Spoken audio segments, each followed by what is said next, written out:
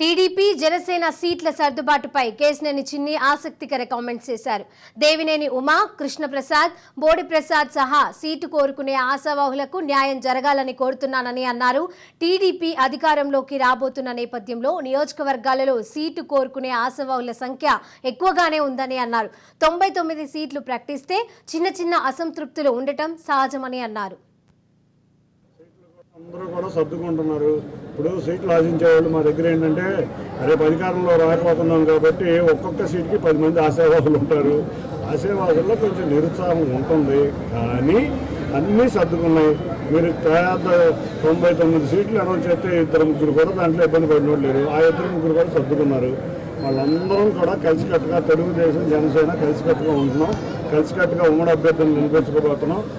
కలిసికట్టుగా ప్రభుత్వాన్ని ఏర్పాటు చేయబోతున్నాం. బీజేపీ కూడా మీ గుర్తులోకి రాబోతుందండి. తప్పకుండా మా నాయకులు ఇప్పుడు చెప్పారు కదా, బీజేపీ వస్తే తప్పకుండా ఆహ్వానిస్తామని. వాళ్ళు వస్తే తప్పకుండా ఆహ్వానిస్తాం. ఉమ్మడి కళ యొక్క సిద్ధాంతం ఏంటంటే వైసీపీ పార్టీ అదేవిధంగా వైసీపీ ప్రభుత్వం అనేది భవిష్యత్తులో ఉండకూడదు. ఈ రాష్ట్ర భవిష్యత్తు కోసం అందరూ కూడా కలిసికట్టుగా పోరాటం చేయాలనేదే మా ఇరు పార్టీల లక్ష్యం అండి. అదేవిధంగా వైసీపీ వ్యతిరేక ఓటు చేయకూడదు అనేదే మా లక్ష్యం.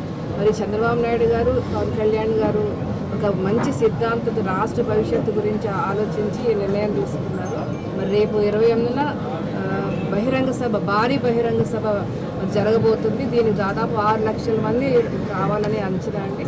నందిగాం నుంచి కూడా భారీగా సమీకరణ చేస్తున్నాం. మేమందరం కూడా తప్పకుండా ఈ సభను విజయవంతం చేస్తాము. వాళ్ళ లక్ష్యం ఏదైతే ఉందో రాష్ట్ర అభివృద్ధి కోసం, రాష్ట్ర భవిష్యత్తు కోసం పోరాటం చేస్తున్నారో అది తప్పకుండా నెరవేరుతుంది. రాబోయేది తెలుగుదేశం పార్టీ, జనసేన ఉమ్మడి ప్రభుత్వం.